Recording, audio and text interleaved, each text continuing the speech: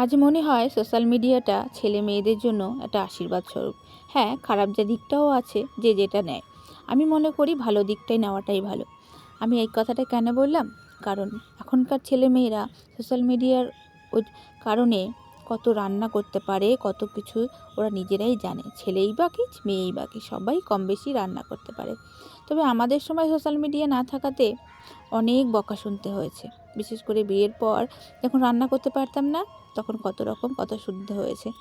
তখন মনে হতো যদি যেইটুকু পড়াশোনা শিখেছিলাম ওইটুকু না শিখে যদি রান্না করতে পারতাম, হয়তো বা এই বকাটুকু শুনতে হতো না। কোনো কাজেই খুঁত ধরতে পারিনি, শুধু এই রান্নাটুকু করতে পারিনি বলে অনেক কথা শুনতে হয়েছে। কিন্তু বর্তমানে এখন যেইটুকু রান্না করতে পারি, এখন মনে হয় সেই মানুষগুলো যদি থাকতো, তাদেরকে একটু রান্না করে খাওয়াতে পারতাম। কিন্তু দেখো, আজ ভাগ্যের কি পরিহাস।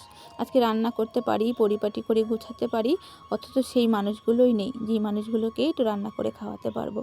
তারা আর আমার সঙ্গে চাইলেও কোনো দিন আর ফিরে আসবে না। যাই হোক, এইসব রান্নাবান্না সবই আমার শাশুড়ি মায়ের কাছ থেকে শেখা। হ্যাঁ, করতে পারিনি তাতে কি হয়েছে, সে করেছে, আমি কিন্তু দেখেছি, দেখেছি, শিখে রেখেছি কিভাবে করে। কিন্তু সেই সময় সাহস হতো না, যদি উল্টোপাল্টা কিছু হয়ে যায়। ওই কারণেই একটু আগ্রহ করে সামনে যেতাম না রান্নার। যদি ভয় পেতাম, যদি কিছু হয়ে যায়, খেতে পারবে না, একটা দামি জিনিস বা একটা ভালো একটা খাবার ইচ্ছে শখ করে সে খাবারটাকে তৈরি করছে, যদি আমি নষ্ট করে ফেলি, অনেক রকম ভয়ের কারণে সামনে যেতাম না। কিন্তু আজকে মনে হয় একটু সাহস করে যদি করতাম, হয়তো একটু করে খাওয়াতে পারতাম।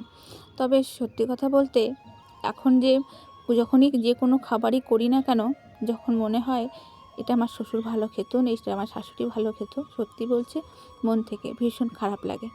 তবে সেরকমই আমার ছেলেটা হয়েছে, একদম দাদু ঠাকুমার মতন। একটু রসিয়ে কষিয়ে জুটজাত করে রান্না না করে দিলে ওর যেন খেতেই ভালো লাগে না। আর এই শীতের দিন আসলে এই মটরশুঁটি দিয়ে এই রেসিপি ওর একদমই প্রাণের চেয়ে প্রিয়। ওর দাদুর মতন একদম। ওর দাদুও বেশ এরকম কলা পাতা খাবার ভীষণ পছন্দ করতো।